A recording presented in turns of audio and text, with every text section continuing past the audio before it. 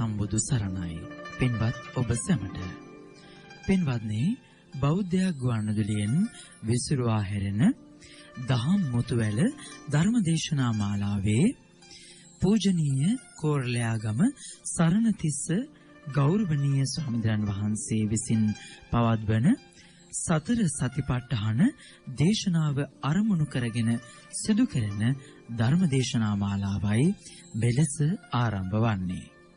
අතුල් කෝට්ටේ ශ්‍රී ජයවර්ධනපුර ජයසේකරාරාම විහාරාධිපති ශාස්ත්‍රපති පූජ්‍යපාද රජවත්තේ වප්ප ස්වාමීන් වහන්සේගේ අනුශාසනා පෙරදැරිව එම විහාර පරිශ්‍රයේ ධර්ම මන්දිරයේ පටිගත කෙරෙන මෙම ධර්මදේශනා මාලාව බෞද්ධ ගුවන්විදුලියෙන් විසිරුවා හැරීම සඳහා සදැහැති දායකත්වයෙන් කටයුතු කරන්නේ කොළඹට රාජගිරිය ලේක් පාර අංක 116 ලිපිනෙහි පදිංචි පින්වත් දීපලාල් විජේරත්න මැතිතුමන්, පින්වත් ඉමාලි ප්‍රියංජලා විජේරත්න මැතිණිය ඇතුළු ඒ පවුලේ පින්වත් පිරිසයි. එසේනම් පින් සිතින් ලෞතර බුදුබණ පදයක් මෙලෙස ශ්‍රවණය කරමු. එසේනම් සාදු සිතින් ජීවිත අවබෝධය දකින්නට සද්ධර්මයෙන් බිඳක් මෙලෙස ශ්‍රවණය කරමු. සාදු සාදු සාදු. මන්තා චක්කවාලේසු අත්‍රා ගච්ඡන්තු දේවතා සද්ධම්මං මුනි රාජස්ස සුනන්තු සග්ග මොක්ඛදං ධම්ම ශ්‍රවණ කාලෝ අයං බදන්තා ධම්ම ශ්‍රවණ කාලෝ අයං බදන්තා ධම්ම ශ්‍රවණ කාලෝ අයං භදන්තා. නමෝ තස්ස භගවතු අරහතු සම්මා සම්බුද්දස්ස. නමෝ තස්ස භගවතු අරහතු සම්මා සම්බුද්දස්ස. නමෝ තස්ස භගවතු අරහතු සම්මා සම්බුද්දස්ස. අති ගෞරවනීය නායක මාහිමිපාණන් වහන්සේගෙන් අවසර සද්ධර්ම ශ්‍රාවක කාරුණික ගුණගරුක බෞද්ධ පින්නතුනි, අදත් බොහෝම ශ්‍රද්ධාවෙන් යුක්තව මේ විශාල පිරිසක් සැදී පැහැදී සූදානම් වෙන්නේ මේ සතිපට්ඨාන ධර්ම දේශනා මාලාවේ තවත් දේශනා කීපයක් ශ්‍රවණය කිරීමේ අරමුණ ඇතුව තමයි මේ බොහෝම ශ්‍රද්ධා පෙරදැරිව ධර්ම ගෞරවයෙන් යුක්තව සූදානම් වෙන්නේ. පින්නතනේ පහුගිය ධර්ම දේශනාව අපි නිමා කළා මේ දුක්ඛ කියන වචනය බුදුරජාණන් වහන්සේ විස්තර කරලා තියෙන ආකාරයෙන් බොහෝම ස්වල්පයක් අපි සාකච්ඡා කරන්න යෙදුණා. විශේෂයෙන් අභිධර්ම පිටකයේ ජාතිපි දුක්ඛ ඉපදීමේ දුක කියන කාරණාව ඊටාම කෙටියෙන් කරුණු කීපයකින් සාකච්ඡා කරමින් තමයි අපි ධර්ම දේශනාව නිමා කරන්න යෙදුනේ. දුක්ඛ දෝමනස්ස කියන මේ වචන දෙකෙන් අද මේ දෝමනස්ස කියන වචනය කොයි විදිහට පැහැදිලි කළාද කියන කාරණාව කෙටියෙන් සාකච්ඡා කරමු ධර්ම දේශනාව ආරම්භ කරමු. මේ දෝමනස්ස කියන වචනය භාග්‍යතුන් වහන්සේ පැහැදිලි කරනවා දෝමනස්ස කියන මේ චෛතසිකවල ඇති අමధుර බව. දෝමනස්සය කියලා කියන්නේ චෛතසිකවල ඇති අමధుර බව. මధుර බවක් නැහැ. අමధుරයි මේ වචනේ. දොම්නස් කියලා කියේ දේශසහගත සිතුවිලි නිසා චෛතසිකවල ඇති අමధుර බව. අමිහිරි බව. එහෙමත් නැත්නම් සිත ස්පර්ශ කරන නොමිහිරි දුක් වේදනාව දෝමනස්සයයි කියලා පැහැදිලි කරනවා. සිත පීඩා කරන ලද ලක්ෂණ සහිත මේ මානසික දුක්ඛය චිත්ත පීඩන ලක්ෂණං මානසං දුක්ඛං කියලා හඳුන්වනවා. සිත පීඩා කරන නිසා චිත්ත පීඩන ලක්ෂණං මානසං දුක්ඛං. චිත්ත පීඩාවටපත් කරන මානසික දුක. තවත් ආකාරයකට මේක පැහැදිලි කරනවා කායික දුක්ඛය නිසාත් සිතේ දුක් ඇති කරගන්න බව. කායික දුක්ඛය නිසා සිතේ දුක ඇති කරගන්නවා. මේ කයේ දුකයි සිතේ දුකයි කියලා කියන්නේ දෙකක්. කායික දුක්ඛය නිසා මානසික දුකක් ඇති කරගන්නේ කොහොමද කොයි විදිහටද කියන කාරණාව මේ සල්ල කියන සූත්‍ර දේශනාවේ මනාව පැහැදිලි කරලා තියෙනවා. සංයුත්ත නිකායේ සල්ල සූත්‍රය. ඒ කොයි ආකාරයෙන්ද මේ අශෘතවත් පෘතජ්ජනය සහ ශ්‍රුතවත් පෘතජ්ජනය කියලා දෙන්නේ පිළිබඳව හඳුන්වනවා. ශ්‍රුතවත් පෘතජ්ජනය කියලා කියන්නේ මනාව සද්ධර්ම ශ්‍රවණය කරලා තියෙන කෙනාට. අශෘතවත් පෘතජ්ජනය කියලා කියන්නේ මනවින් ධර්ම ශ්‍රවණය කරලා නැති කෙනා. එහෙමනම් ශ්‍රුතවත් පෘතජ්ජනයාටත් අශෘතවත් පෘතජ්ජනයාටත් මේ කාටත් මේ කායික රෝග වලට ගොදුරු වෙන්න සිද්ධ වෙනවා නිරන්තරයෙන්. ඒ කායික රෝග වලට ගොදුරු වුනහම ශ්‍රුතවත් පුද්ගලයා මනාව ධර්ම ශ්‍රවණය කරලා ජීවිතය පිළිබඳව හොඳට දන්න නිසා ඔහු කයේ වේදනාව ඉවසගෙන ඉන්නවා. නමුත් මේ කායික වේදනාව නිසා කවදාවත් තමන්ගේ හිත ලෙඩ කරගන්නේ නැහැ. කයට ලෙඩ හැදෙනවා කියලා හිතට ලෙඩ හැදෙන්න දෙන්නේ නැහැ. ඒ නිසා කායික වේදනාව ඉවසනවා. නමුත් මනාව ධර්ම ශ්‍රවණය කරලා ජීවිතය පිළිබඳව මනාව හඳුනා ගැනීමක් කරලා නැති පුද්ගලයා අශෘතවත් පෘතජ්ජනයා. එයාට අසනීප තත්ත්වයක් හැදුනහම එයාට හිතෙනවා මේ මටමමද මෙහෙම වේදනාවල් ඇති වෙන්නේ. මමමද මේ තරම් දුක් වලට ගොදුරු වෙන්නේ කියන කාරණාව පැහැදිලි කරනවා. අශෘතවත් පෘතජ්ජනයා මම ලෙඩ වුණා මට මෙහෙමත් වුණා මටමද මෙහෙම වෙන්නේ කියලා කල්පනා කරමින් හිතේ දුක ඇති කරගන්නවා. ඒ හිතේ දුක ඇතිවීම තුළ මේ සල්ල කියලා කියන්නේ උල කියන අර්ථය. දැන් එයාගේ කයට උලක් ඇනිලා තියෙන්නේ. කය ලෙඩ වෙලා කායික වේදනාවක් තියෙනවා. ඒ කායික වේදනාව නිසා මටමමද මෙහෙම වෙන්නේ කියන කාරණාවත් එක්ක තමගේ හිතටත් උලක් ඇන ගන්නවා. සල්ල සූත්‍රයේ පැහැදිලි කරනවා ශ්‍රුතවත් පෘතජ්ජනයාට ඇනෙන්නේ එක උලයි අශෘතවත් පෘතජ්ජනයාට උල් දෙකක් ඇනෙනවා කියලා.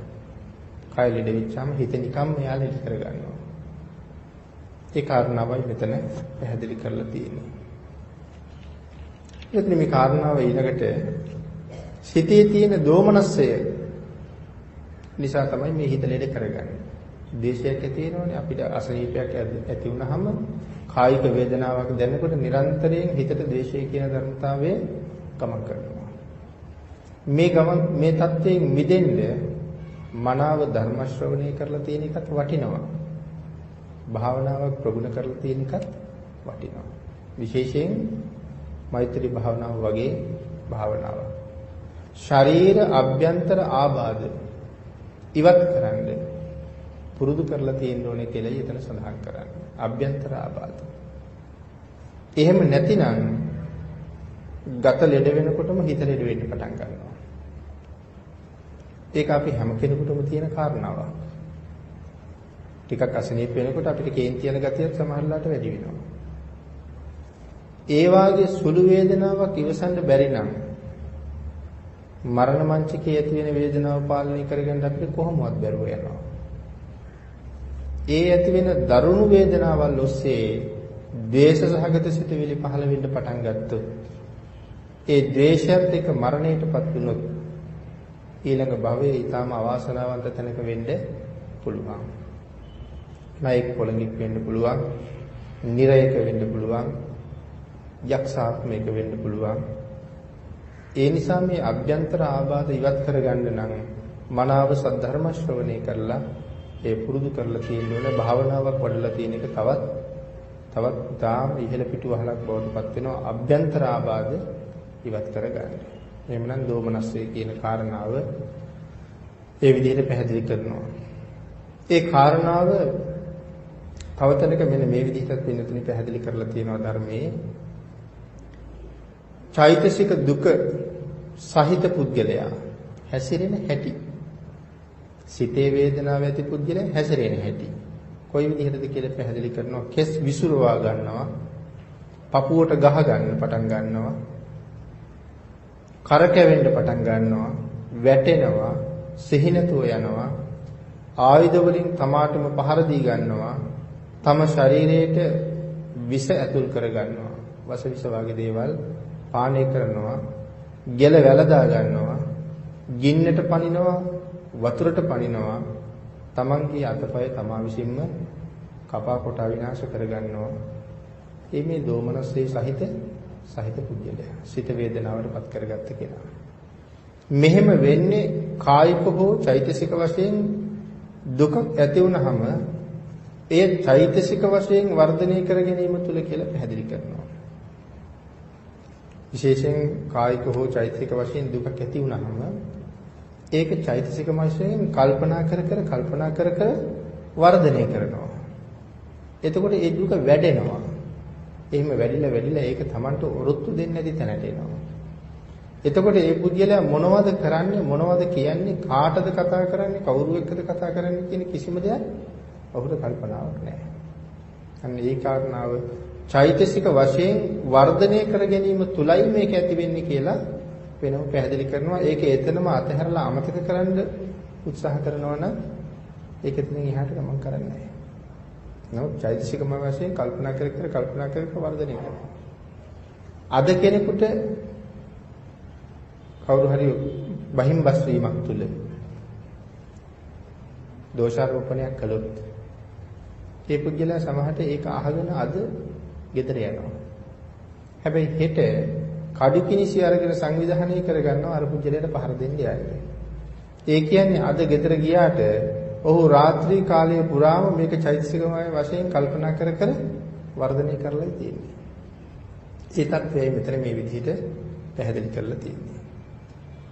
ඒ නිසා කවුරු හරි කෙනෙක් අපිට දෝෂාරෝපණය කළොත් ඒක එතනින්ම අතහැරලා දාන්න කියලායි පැහැදිලි කරන්නේ.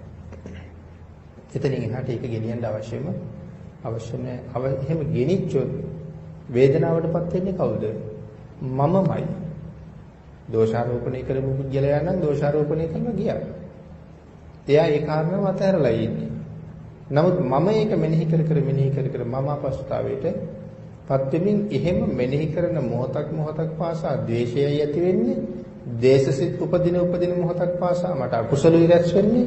ඒක සමහරලාට ඊටාම ඉහළට ගියහම ඊට වඩා දරුණු අකුසල් කරගන්න තත්වයට පත් වෙනවා. කවුරු හරි Tamanට දෝෂාරෝපණය කළා, බැන්නා, මේ වගේ කාරණා ඒ තැනම අතහැරලා යට කරලා දාන්න කියන එකයි පැහැදිලි කරන්නේ. ඊළඟට සඳහන් කරනවා මේ දෝමනස්ස කියන එක කෙටියෙන්ම පැහැදිලි කරන්න වෙන්නේ මේ විදිහටයි. මේ කෙටි පැහැදිලි කිරීම. දෝමනස්ස කියන එක ඊටාම කෙටියෙන් පැහැදිලි කරලා තියෙන හැටි. ඊළඟට අවිජ්ජාවත් දෝමනස්සයත් මේ ලෝකෙහි. එතකොට දැන් මේ ලෝකෙහි කියලා සඳහන් කරපු ගමන් අපි පහුගිය ධර්ම දේශනාවෙත් මතක් කළා අපිට එකපාරම හිත යන්න ඕනේ කය පිළිබඳව. සතිපට්ඨාන දේශනාව පුරාවට මේ ලෝකය කියලා කතා කළොත් මේ කාය සංඛ්‍යාත ලෝකය පිළිබඳවමයි මේ කතා කරන්නේ. ඒ නිසා ඒක නැවත සිහිපත් කරන්න අවශ්‍ය වෙන්නේ නැති නිසා මෙතන පැහැදිලි කරනවා අවිජ්ජාව දෝමනස්සයත් මේ ලෝකයේහි හික්මවන ලදි කියන කාරණාව නිසා හැම අතින්ම හික්මෙව්වා කියන කාරණාව නිසා ශාන්ත වූ කෙලෙස් සමනය කළ නිසා අත්තංගත පුද්ගලයා ඒ කෙලෙස් සමනය කරපු පුද්ගලයා අවිජ්ජාව සහ දෝමනස්සය කියන කෙලෙස් සමනය කරපු පුද්ගලයාට කියන්නේ අත්තංගත පුද්ගලයා කියලා. ඒ කෙලෙස් දෙකම වියලවල සමනය කරලායි තියෙන පුද්ගලයාට කියන අත්තංගත පුද්ගලයා.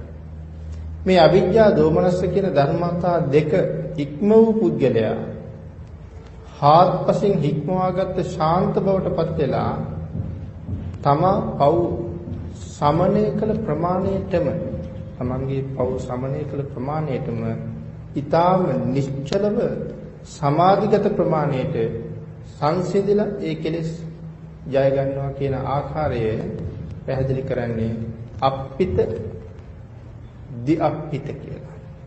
කෙලෙස් සමනය කරලා ශාන්ත වූ පුද්ගලයා මේ කෙලෙස් සමනය කිරීම කියන කාරණාව තුළ අප්පිත සහ දි අප්පිත කියලා කරුණු දෙකක් පැහැදිලි කරනවා.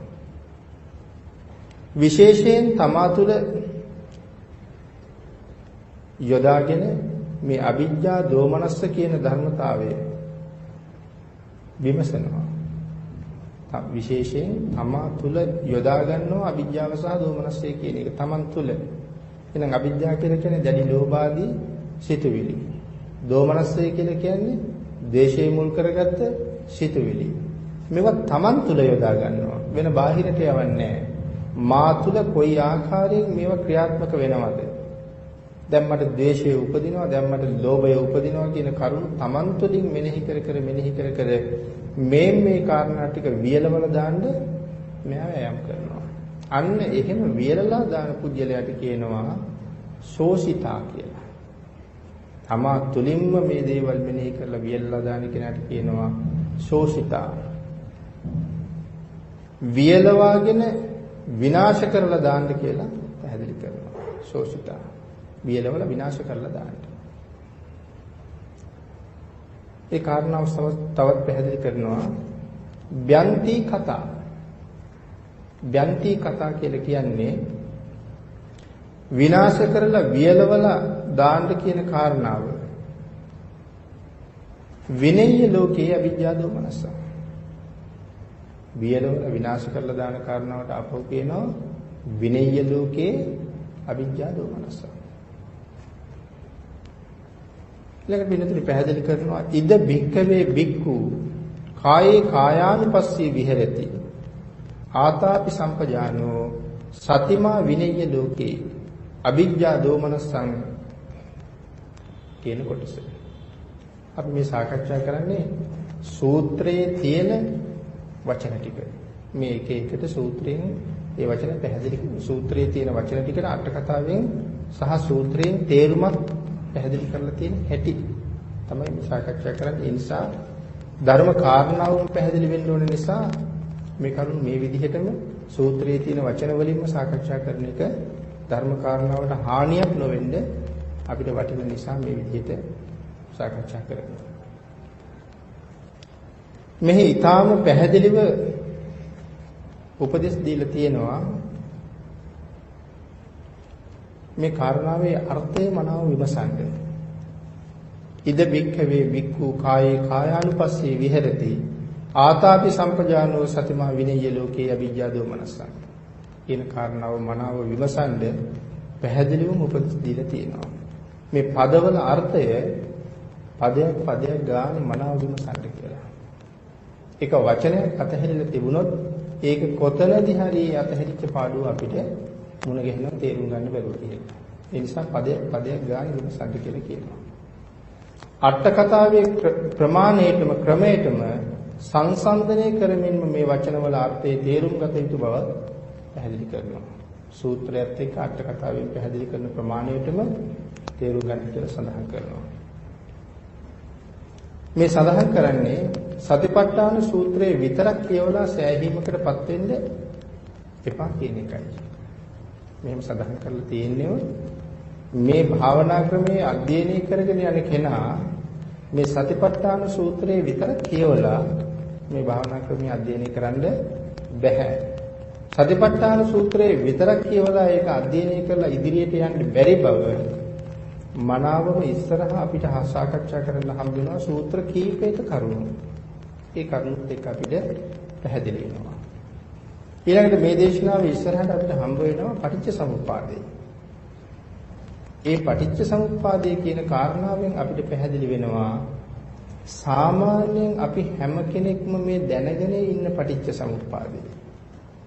අවිද්‍යා පත්‍ය සංඛාරා සංඛාර පත්‍ය විඥාන කියන කාරණාවෙන් මේ භාග්‍යතුන් වහන්සේ දේශනා කරන නිවනට යන්න බැරි බව. ඒ කියන්නේ පටිච්ච සමුප්පාදයේ නිවනට යන්න බෑ කියන එක නෙමෙයි. පටිච්ච සමුප්පාද කීපයක් දේශනා කරලා තියෙනවා. ඒ එකකට අපි දන්න එකට වඩා වචන වෙනස්. අපි දන්න පටිච්ච සමුප්පාදයේ පටන් ගන්න අවිද්‍යාව. එහෙනම් කවදාවත් අවිද්‍යාවෙන් පටන් අරගෙන අපිට නිවනට යන්න අවිද්‍යාව තියාගෙන නිවනට යන්න බෑනේ. එහෙමනම් භාවනා කරලා නිවනට එතරට යන්න සූදානම් වෙන පුජ්‍යලයාට කොහොමද පටිච්චසමුප්පාදය අවබෝධ කරගත යුත්තේ කියන ආකාරය වෙනම පැහැදිලි කරනවා. ඒ නිසා බුද්ධ දේශනාව තුළ පටිච්චසමුප්පාදම කොටස් කීපයක් තියෙනවා. අන්න ඒ වගේ මෙතනත් මේ සතිපට්ඨාන සූත්‍ර දේශනාව තුළින් විතරක් මේ භාවනාව මුදුන්පත් කරන මාර්ගයට එන්න පුළුවන් කමක් නැහැමයි. කෙසේ වෙතත් සෝවාන් මාර්ගඵලයට යන්නේ කොහොමද කියන කාරණාව අපිට අද සාකච්ඡා කරන්න පුළුවන් වෙයි. මේ දේශනාව තුළ ඒ කර්මස්ථාන සිවුම් විදිහට අපි මේ කරපු දේශනා 20 ගණන තුළ මේ වෙනකොට සෑහෙන සාකච්ඡා වෙලා තියෙන්නේ. නමුත් කර්මස්ථානයක් විතර සාකච්ඡා වුණා කියලා සඳහන් කරලා නැහැ. එතකොට ඔබට හිතෙන්න පුළුවන් මේ කර්මස්ථානය වෙනම පැහැදිලි කරලා දුන්නා නම් අපිට ඊට ඔස්සේ මේ භාවනා ක්‍රමයේ ටික ටික වඩන්න පුළුවන් නේ කියලා. එහෙම නැතුව අපිට මේ දේශනාවේ ඉස්සරහට හම් වෙනවා කර්මස්ථාන කියලා වෙනම පරිච්ඡේදයක්. ඒ පරිච්ඡේදයේදී මේ කරුණු ටික අරගෙන සාකච්ඡා කරුවොත් තමයි ඒක පැටලෙන්නේ නැතුව ඉස්සරහට යන්න පුළුවන් වෙන්නේ. එහෙම නැත්නම් මේ තැන්වල සියුම් විදිහට සාකච්ඡා කරලා තියෙන නිසා කර්මස්ථාන පරිච්ඡේදයට ගිහිලා ඒක විස්තර කරනකොට සියුම් විදිහට ඉගෙන ගත්ත කෙනා ආයෙත් පැටලෙන්න පටන් ගන්නවා ඉස්සෙල්ලා ඉගෙන ගත්තේ කොහොම නෙමෙයි කියලා. ඒ හින්දා කර්මස්ථාන පරිච්ඡේදයේදීම අපි සාකච්ඡා කරමු අද දේශනාවේදී මේ සෝවාන් මාර්ගයට එන්න සෝවාන් සිත පිහිටවන්නේ කොහොමද කියන කාරණාව අපිට කෙටි සූත්‍රයෙන් හම්බ වෙනවා. ඒ නිසා ඉතින් සාකච්ඡා කරන්නේ සතිපට්ඨාන සූත්‍රයෙන් විතරක් සෑහීමකටපත් වෙන්න එපා කියලා. ඒ කාරණාව පැහැදිලි කරනවා. අට කතාව තවදුරටත් හදාරන්න කියන එක ඉදිරියටත් අපිට පැහැදිලි කරනවා. අට කතාවම දිගටම හදාරන්න මේ ගැඹුරු විස්තරයෙන් කියන කාරණාව. පිළිදෙන මෙතන දේශනාවල මේ කියන දේශනාවල ඒ කරුණු යම් ප්‍රමාණයකින් සාකච්ඡා කරමින්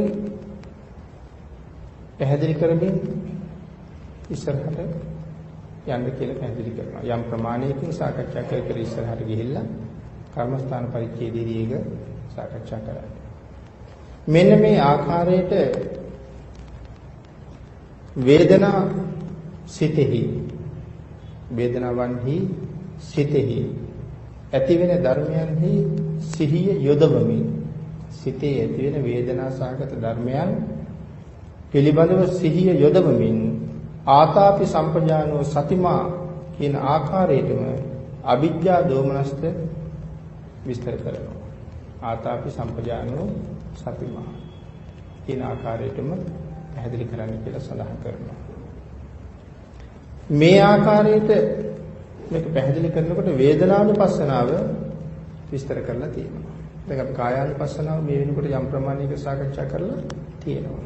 එහෙනම් අද වේදනානුපස්සනාව කියන්නේ මොකක්ද කියලා යම් ප්‍රමාණයකින් සාකච්ඡා කරන්න මෙතන සඳහන් කරලා තියෙනවා. සතිපට්ඨාන සූත්‍රයේ මුල නමුත් වේදනානුපස්සනාව ඊටාම විශාල වශයෙන් විස්තර කරලා තියෙනවා. සතිපට්ඨාන සූත්‍රයේ මුලින් වේදනානුපස්සනාව විශාල වශයෙන් විස්තර කරලා තියෙනවා. සඳහන් කරන්නේ මේ ಉದ್ದೇಶය කියන කොටස අපි තාමත් විස්තර කරන නිසා ಉದ್ದೇಶය මූලික කොටස තාමත් විස්තර කරන නිසා ඊටාම කෙටියෙන් අපි කායානුපස්සනාවත් කෙටියෙන් සාකච්ඡා කළා. මුලින් වේදනානුපස්සනාව පිළිබඳව ඉතා කෙටි කරුණු කාරණා දැක්වුවා ಉದ್ದೇಶය කියන කොටසේ. නමුත් සතිපට්ඨාන සූත්‍ර දේශනාවේ වේදනානුපස්සනාව පිළිබඳව විශාල විස්තරයක් සඳහන් කරලා තියෙනවා. අන්නේ මේ වේදනානුපස්සනාව කරන්න කියලා තියෙන්නේ කොයි විදිහටද කියන කාරණාව අපි ටිකක් සාකච්ඡා කරමු. කායානුපස්සනාව කරන්නේ මේ විදිහයි කියලා සාකච්ඡා කළා. අද වේදනානුපස්සනාව කරන්නේ කොයි විදිහටද කියන කාරණාව මෙතන සාකච්ඡා කරමු. යෝ සුඛං දුක්ඛතෝ අද්ද මේ කාරණාව පැහැදිලි කරනවා. සංයුක්ත නිකායේ එන සූත්‍රයේ පාඨයක තමයි මේ විදිහට සඳහන් කරන්නේ.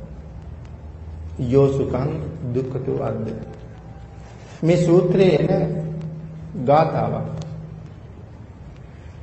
මේ සංයුක්ත නිකායේ සඳහන් වෙන සූත්‍රයේ එන ගාථාවක් තියෙනවා. ඒ ගාථාවෙන් තමයි යෝ සුඛං දුක්ඛතෝ අද්ද කියලා දක්වලා තියෙන්නේ. මේ වේදනාව ප්‍රධාන වශයෙන් ආකාර තුනයි. මොකද වේදනාවේ ප්‍රධාන ආකාර තුනයි. සැප වේදනාව, දුක්ඛ වේදනාව, අදුක්ඛම සුඛ කියලා කියනවා. එහෙම නැත්නම් ඒකට කියනවා අපි උපේක්ෂා වේදනාව. අදුක්ඛම සුඛ කියන එකට තමයි උපේක්ෂා වේදනාව කියලා කියන්නේ. මධ්‍යස්ථ භාවය උපේක්ෂා වේදනාව. සැප දුක්ඛ උපේක්ඛා කියන වේදනාවේ ආකාර තුන. මේ ප්‍රධාන ආකාර තුන මේ විදිහට සැලකුවොත් වේදනානුපස්සනාව කළා කියලා කියනවා. කොයි විදිහට සැලකුවොත්ද? සැපය දකින්න කියලා සඳහන් කරනවා දුක්ඛ වශයෙන්. සැපය දකින්න කියලා කියන්නේ දුකක් වශයෙන්. ඇයි සැපේ දුකක් වශයෙන් දකින්න කියලා කියන්නේ? විපරිණාම දුක්ඛ කියන අර්ථය නිසා. සැපය දුකක් හැටියට දකින්න කියලා කියන්නේ විපරිණාම දුක්ඛ කියන නිසා. එහෙනම් කොහොමද විපරිණාම දුක්ඛ? දුක්ඛ කියන මේ සැප සහිත ස්වභාවය, සුඛ කියන සැප සහිත ස්වභාවය විපරිණාම දුකයයි ප්‍රඥා ඇසින් දකින්න කියලා කියන්නේ. අපි මේ ලෝකේ සැපයි කියලා හිතන එක එහි තියෙන දුක් සහිත ස්වභාවය ප්‍රඥාව නැමැති එහෙන් බලන්න. ඊළඟට සඳහන් කරනවා අදුක්ඛම සුඛ කියන මේ උපේක්ෂා වේදනාව හරි සාන්තයි කියලා. එහෙම කියන්නේ සැප දුක වශයෙන්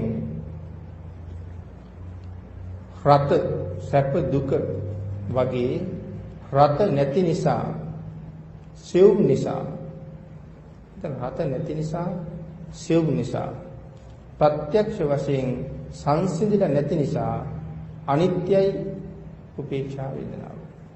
ප්‍රත්‍යක්ෂ වශයෙන් සංසිඳිලා නැහැ. නමුත් උපේක්ෂාව මධ්‍යස්ථයි ශාන්තයි. ඒ නිසා අපිට එතන විශාල වශයෙන් සැපක් දැනෙන්නෙත් නැහැ. විශාල වශයෙන් දුකක් දැනෙන්නෙත් නැහැ. මධ්‍යස්ථයි ශාන්තයි කියලා සඳහන් කරනවා.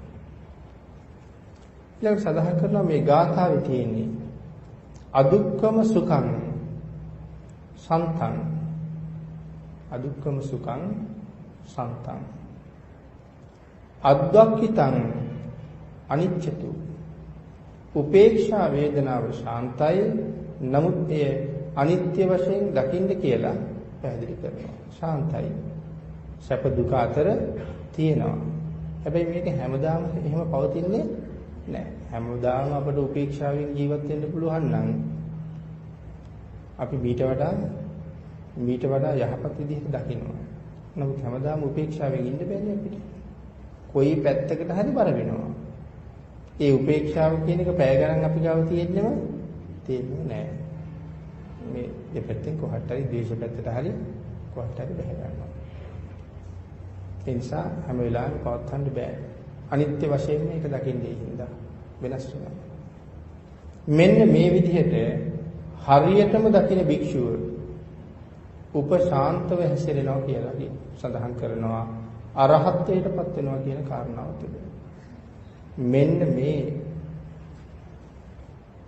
හිතේ සංවර බව, ශාන්ත බව, මනාව පවත්වගෙන යන කෙනා ඒක හොඳටම දකින භික්ෂුව අරහත්ත්වයටපත් වෙනවා කියලා සඳහන් කරනවා. මේ උපේක්ෂාව රඳව ගන්න පුළුවන් කෙනා.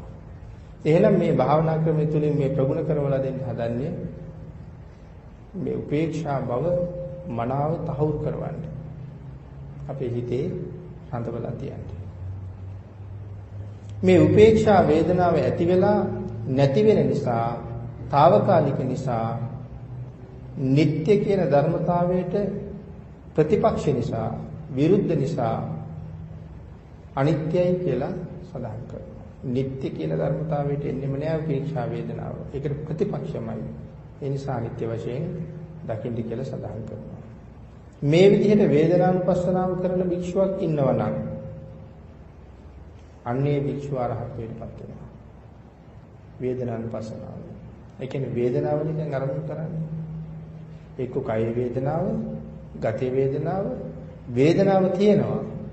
නමුත් ඒක උපේක්ෂාවෙන් ඉවසනවා. එහෙම ඉවසන්න පුළුවන් කෙනා අරහත්ත්වයටපත් වෙන්න තරම් සුදුසුයි කියලා පැහැදිලි කරනවා. මේක තමයි වේදනානුපස්සනාවේ මූලික කමඨහන හැටියට සඳහන් කරලා තියෙන්නේ. මේක උපේක්ෂාවෙන් ඉවසන එක. වේදනානුපස්සනාවේදී මෙලෙතන ඒ කාරණාව විස්තර කරනවා. සංයුත්ත නිකායේ අදාළ සූත්‍ර ගණනාවක මේ වේදනානුපස්සනාව විස්තර කරනවා. සතිපට්ඨාන සූත්‍රයේ නෙමෙයි විස්තර කරලා තියෙන්නේ සංයුත්ත නිකායේ. ඒ කාරණාව අපිට කමඨහනේදී මුණ ගැහෙනවා. එහෙනම් වේදනානුපස්සනාව ගැන සතිපට්ඨාන සූත්‍රයෙන් මතක් කරනවා, විස්තර කරනවා සංයුත්ත නිකායේ. ඒකයි මුලින්ම කිව්වේ සතිපට්ඨාන සූත්‍රයෙන් විතරක් මේක හදාarලා ඉවර කරන්න බැරි බව. වෙන තැන්වල තමයි ඊටු කොටස් සාකච්ඡා කරලා තියෙන්නේ. මේ සතිපට්ඨාන ධර්මය හරියටම හදාරනවා නම් මේ හැම සූත්‍රයක්ම සාකච්ඡා කරන්න ඕනේ කියලා පැහැදිලි කරනවා. නමුත් අපි මේ සාකච්ඡා කරන කාරණාව තුළ මේ හැම සූත්‍රයකින්ම ගත්ත ඒ කරුණ අපි සාකච්ඡා කරනවා. ඒ නිසා කර්මස්ථානයේ හැමතැනම සම්පූර්ණ කරලා පැහැදිලි කරන්න අපිට ඉස්සරහට පුළුවන් වෙන නිසා. මෙතන විශේෂ කාරණාවක් ඊළඟට සඳහන් කරනවා. කාය සංඛ්‍යාත ලෝකේහි අවිජ්ජා දෝමනස්ස පහීනය. කාය සංඛ්‍යාත ලෝකේහි අවිජ්ජා දෝමනස්ස පහීනය. එම් නැත්නම් සඳහන් කරනවා නොහොත් ඔහුගේ වේදනාදී ධර්මතා කෙරෙහි අවිජ්ජා දෝමනස්ස ප්‍රහීනය වෙලා ඉවරයි කියලා. කොහොමද සඳහන් කරන්නේ? මේ කාය සංඛ්‍යාත ලෝකේහි අවිජ්ජා දෝමනස්ස පහීනය. ඔහුගේ වේදනා ප්‍රහීනය වෙලා ඉවරයි. මේ කාගේද මේ වේදනා ප්‍රහීනය වෙලා ඉවරයි කියලා කියන්නේ? අර මනාව උපේක්ෂාවෙන් දරාගෙන හිටපු පුජ්‍යලගේ වේදනාව ප්‍රහීනය වෙලා ඉවරයි කියලා කියන්නේ රහත් භාවයට පත් වුණා කියන කාරණාව. ඒකායනෝ අයං භික්ඛවේ මග්ගෝ කියන මේ කාරණාව නැවත ඉස්මතු කරලා පෙන්නනවා. ඒකායනෝ අයං භික්ඛවේ මග්ගෝ. එකම මාර්ගයයි මහණෙනි තියෙන්නේ. කොහාට යන්නද? නිවනට යන්න. ඒ මොකද්ද? මෙන්න මේ සතිපට්ඨාන ක්‍රමයයි. එහෙනම් සතිපට්ඨාන ක්‍රමයේ කාරණා කීයක් තියෙනවද? 4යි. ඒ 4න් එකක් තමයි වේදනානුපස්සනාව කියලා කියන්නේ. නිවනට යන්න මේ 4ම වඩන්න ඕන කියලා මේ කොතනවත් සඳහන් කරලා නැති බව අපි මේ දේශනාව පටන් ගන්නකොටම සඳහන් කළා. මේ 4ම වඩන්න ඕනේ නෑ, මේ එකක් ඇති. අපි ඒකට නගරයක උපමාවක් ගන්නවා. නිර්වාණය කියලා නගරයක් තියෙනවා. ඒ නගරයට ඇතුල් වෙන්න දොරවල් 4ක් තියෙනවා. ඒ දොරවල් හතරෙන් කොයි දොරෙන් ඇතුල් වුණත් ඇතුල් වෙන්නේ නිර්වාණ නගරයටයි. එහෙනම් මොනවද දොරවල් හතර? කායානුපස්සනාවයි, වේදනානුපස්සනාවයි, චිත්තානුපස්සනාවයි, ධම්මානුපස්සනාවයි. එහෙමනම් මේ වේදනානුපස්සනාව කියන එකෙන් ඒකට ඇතුල් වෙන්න පුළුවන් කියන කාරණාව තමයි ඒකායනෝ අයම් භික්ඛවේ මග්ගෝ කියන කාරණාව නැවත ඉස්මතු වෙලා පේනවා කියලා මෙතන සඳහන් කරලා තියෙනවා. ඊළඟ මුල ඉඳලම පැහැදිලි කළ කාරණාවක්. මේ අනුපස්සන හතර හතරම වඩන්න ඕනේ නැහැ කියලා කියපු කාරණාව මුල ඉඳලම පැහැදිලි කරපු කාරණාවක්.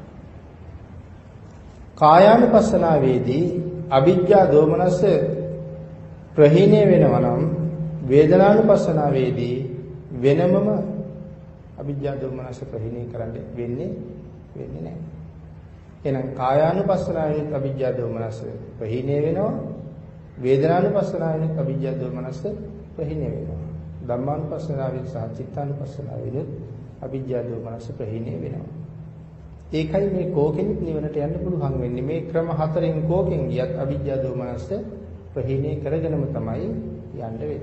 ඒ නිසා එකකින් අවිජ්ජා දෝමනස ප්‍රහීණය කරලා අනිකින් තව ක්‍රමයක් අනුමත කරලා යනවා. එහෙම නෙමෙයි, හතරෙන්ම මේ කාරණාව කෙරෙන නිසා ඒක එහෙම සඳහන් කරනවා.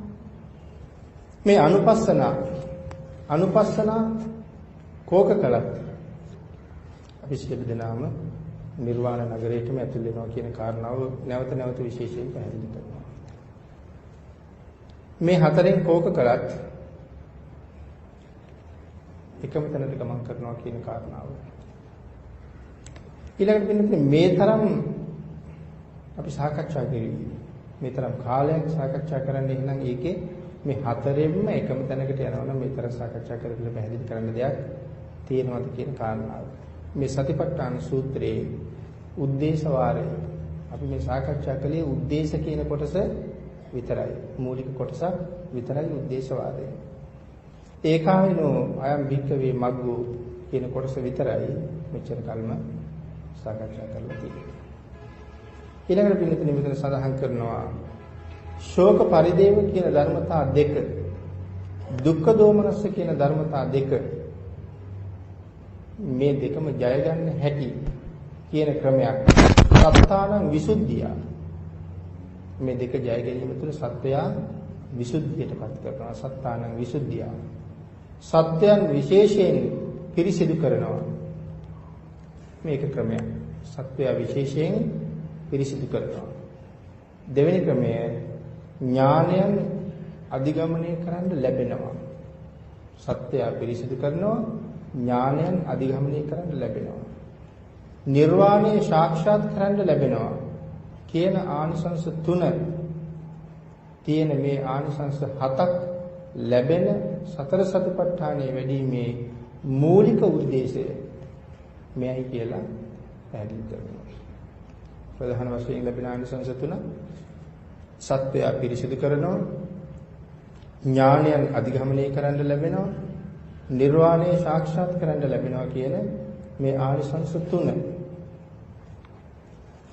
ඊළඟට මේ සතිපට්ඨාන සූත්‍ර දේශනාවේ ආනිසංස 7ක් ලැබෙන සතර සතිපට්ඨානයේ වැඩිීමේ මූලික උද්දේශය තමයි එහෙනම් මේ සාකච්ඡා කරලා තියෙන්නේ.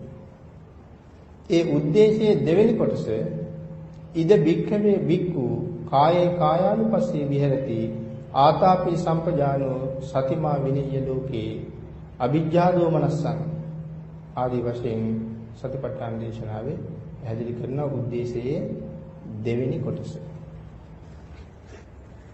මෙතෙක් මේ මූලික උද්දේශය කියන කොටස සාකච්ඡා කරපු අපි අද මෙතන ඉඳලා දෙවෙනි උද්දේශය දෙවෙනි කොටස සාකච්ඡා කරමු.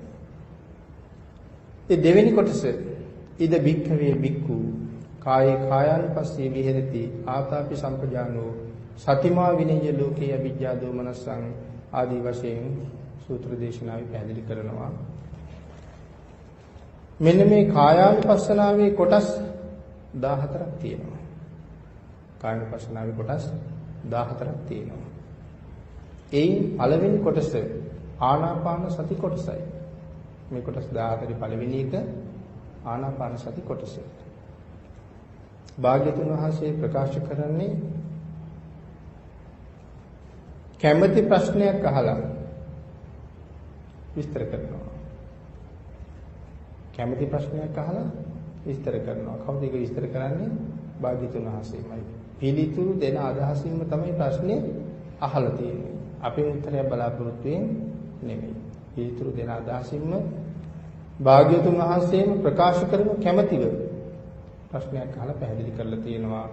කතමංච පන භික්ඛවේ භික්ඛු කායේ කායානුපස්සී විහෙරති. කෙසේද භික්ෂුණී මේ කය බිය දක්නා නැත්නම් මේ කයේ බිය දක්නා භික්ෂුව මේ පවතින කයෙහි කය අනුව බලමින් වාසය කරන්නේ කියන කාරණාව. මේ ප්‍රශ්නේ අහලා පිළිතුරත් බුදුරජාණන් වහන්සේමයි සපයන්නේ.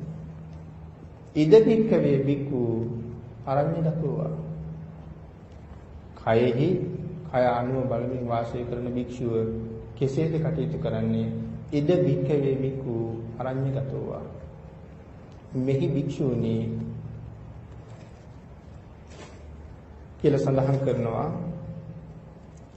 මේ තෙරුවන් සරණ ගිය බෞද්ධයෙක් මේ කාරණාවට එළඹෙන හැටි. තෙරුවන් සරණ ගියපු බෞද්ධයෙක් බවට පත් වෙන්න ඕනේ මූලික වශයෙන්. දැන් අපිට ඒ කාරණාව අලුතෙන් සාකච්ඡා කරන්න අවශ්‍ය නැහැ. මේ දේශනා මාලාවේ මුලින්ම අපි ඒක සාකච්ඡා කරලා තියෙන නිසා. මේ තිසරණ කියන කාරණාව සංසාරයෙන් එතරට යන්න කොයිතරම් වටිනවද? අති අවශ්‍ය සුවිශේෂීම කාරණාවක් බවට පත් වෙන නිසා බුදුරජාණන් වහන්සේගේ උත්තරය සාකච්ඡා කරන්න කලින් මෙතන සඳහන් කරලා තියෙනවා සූත්‍ර විස්තරයේ තිසරණේ කොයිතරම් වටිනවද? ඒ තිසරණේ මත පිහිටලාම තමයි මේ ගමන යන්න පටන් ගන්න ඕනේ කියලා. ඒ නිසා බෞද්ධයෙක් වීම ඊටාම වටින කාරණාවක්. භාග්‍යවතුන් වහන්සේ දේශනා කරනවා අන්‍ය මතවාදී ශ්‍රමණයෝ 4 දෙනාගෙන් අන්‍ය මතවාදී ශ්‍රමණයෝ 4 දෙනෙක්. එහෙම සඳහන් කරනවා හිස සෝවාන් කෙනෙක්වත් ලැබෙන්නේ නැහැ. මේ තිසරණයෙන් පිට කිසිම කෙනෙකුට සෝවාන් භාවයවත් යටත් පිරිසෙන් සෝවාන් භාවයවත් ලැබෙන්නේ නැති බව මෙතන තහවුරු කරලා පැහැදිලි කරලා තියෙනවා. රහතන් වහන්සේ නමක් කෙසේ ලැබෙන්නේද? ඒ කාරණාව තවත් පැහැදිලි කරනවා.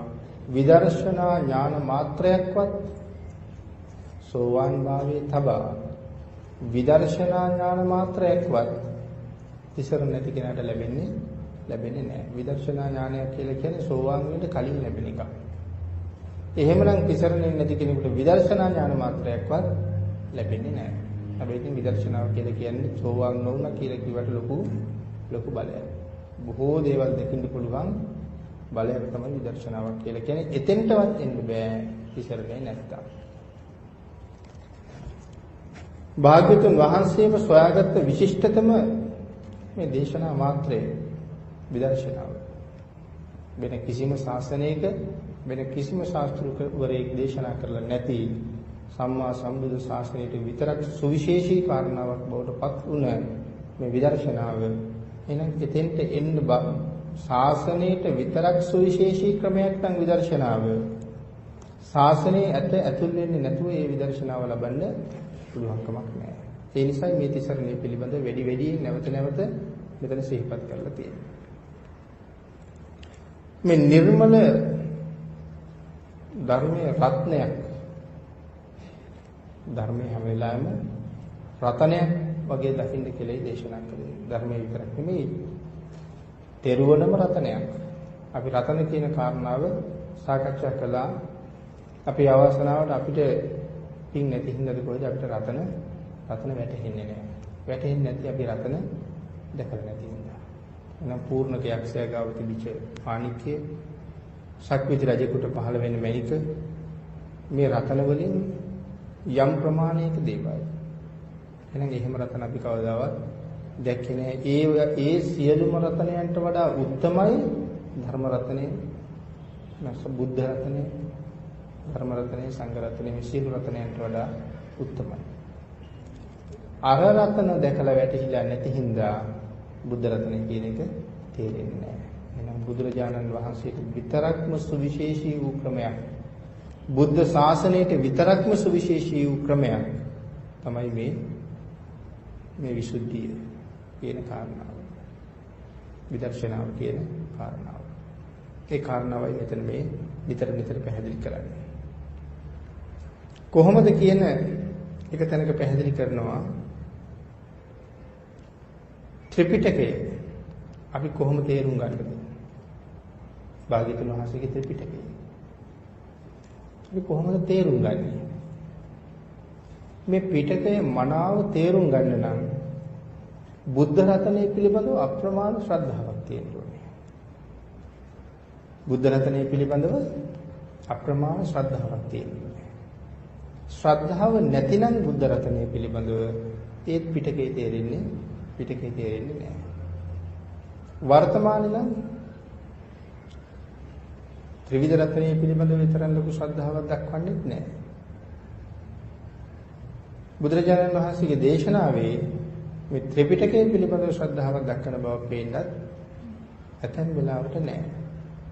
ඒ නිසා අපිට සමහර වෙලාවට සමහර තැන් වලින් ඇහෙනවා මේ අට කතාව ප්‍රතික්ෂේප වෙන තැන්. අපි මේවා කලින් සාකච්ඡා කරලා තියෙන දේවල්. තවත් තැනක සඳහන් කරනවා ත්‍රිපිටකයට අභිධර්ම පිටකය අයිති නැහැ කියලා. එතකොට වචනේම වැරදි නැද්ද? ත්‍රිපිටකයට අභිධර්ම පිටකය අයිති නැහැ. එහෙනම් ඉතින් දෙපිටකයට අභිධර්ම පිටකය අයිති නැහැ කියලා කියන්නේ. නමුත් කියන්නේ ත්‍රිපිටකයට අභිධර්ම පිටකය අයිති නැහැ කියලා. ඒක අභිධර්ම පිටකය අයිති නැත්නම් මොකද්ද මේ ත්‍රිපිටකය කියන වචනේ සඳහන් කරන්න හදන්නේ? එහෙම සඳහන් කරන්නේ බුද්ධ රත්නය පිළිබඳව, ධර්ම රත්නය පිළිබඳව පූර්ණ විශ්වාසයක් නැති හින්දා. අන්න ඒ කාරණාව නිසා කවදාවත් මෙහි සඳහන් කරලා තියෙන මේ විදර්ශනාවට යන්න බැරුව යනවා. ඒ කාරණාව කොයිතරම් ගැඹුරුද කියන කාරණාවත් අපි මීට කලින් විස්තර කරලා තියෙනවා. ස්වාමීන් වහන්සේ නමක් එහෙම කීවොත් අභිධර්ම පිටකේ මම පිළිගන්නේ නැහැ කියලා. උන්වහන්සේගේ පැවිදි ජීවිතේ එතනින්ම අහෝසි වෙලා යනවා. පැවිද්ද පව නැති වෙලා යන ගැඹුරුයි. අනික් ශ්‍රාවකයෙක් සඳහන් කළොත් ඔහුගේ බෞද්ධකම එතනින්ම අහෝසි වෙලා යනවා. හැබැයිවට සරණ ගිහිල්ලා හිටියානම් පස්සේ දවසක අභිධර්ම පිටකේ මම ප්‍රතික්ෂේප කරනවා කියලා කීවනම් එතනින්ම බෞද්ධකමත් ඉවරයි. භාග්‍යවතුන් වහන්සේ දේශනාව ප්‍රතික්ෂේප කළේ මොකද? ඒක ධර්ම රත්නයේ සරණ නැති වෙනවනේ. තෙරුවන් සරණ තියෙන කෙනාටනේ බෞද්ධ කියන්නේ.